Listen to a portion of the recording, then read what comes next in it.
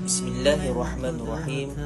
Assalamualaikum warahmatullahi wabarakatuh. Pada video kali ini saya akan menerangkan tentang ayat Makkiyah dan Madaniyah, iaitu salah satu perbahasan yang penting dalam subjek ulum Al-Quran. Pertama, ayat Makkiyah ialah ayat yang diturunkan kepada Rasulullah SAW sebelum peristiwa hijrah Nabi ke Madinah. Walaupun ayat tersebut diturunkan di luar kota Mekah, manakala ayat Madaniyah ialah ayat yang diturunkan selepas hijrah Nabi, walaupun tempat penurunannya di Madinah.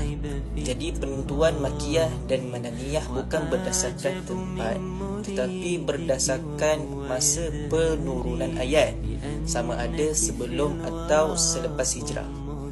Seterusnya, ayat Makkiyah mempunyai beberapa ciri yang tersendiri. Antaranya ialah ayat-ayatnya lebih menekankan perkara berkaitan akidah seperti keimanan pada Allah Subhanahu Wa Taala, hari akhirat, syurga, neraka dan lain-lain. Selain itu, ayat Makkiyah juga mengajak manusia berfikir bagaimana tentang kekuasaan Allah Subhanahu Wa Taala melalui penciptaan alam serta menentang amalan syirik dan khurafat serta penyembahan berhala. Dari segi bahasa, ayat Makkiyah ini dia biasanya pendek, ringkas dan mempunyai susunan bahasa yang kuat serta menyentuh jiwa. Contohnya, kita boleh tengok dalam surah Al-Ikhlas, surah Al-As dan surah Al-Qari'ah. Manakala ayat Madaniyah pula lebih banyak membincangkan aspek syariat dan hukum hakam Islam. Ini kerana masyarakat Islam di Madinah telah membentuk sebuah komuniti dan negara yang memerlukan panduan kehidupan yang lengkap.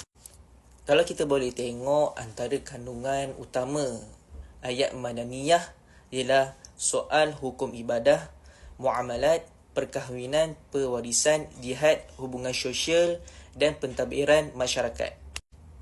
Ayat-ayat Madaniyah ni juga biasanya lebih panjang dan terperinci berbanding ayat Makkiyah. Contohnya ialah kebanyakan ayat dalam surah Al-Baqarah, surah An-Nisa dan surah Al-Ma'idah. Antara kandungan utama ayat Madaniyah ialah hukum ibadah, muamalat, perkahwinan, pewarisan harta, jihad, hubungan sosial dan pentadbiran masyarakat. Ayat-ayat Madaniyah ni biasanya kita boleh tengok ayatnya lebih panjang dan terperinci berbanding ayat Makkiyah.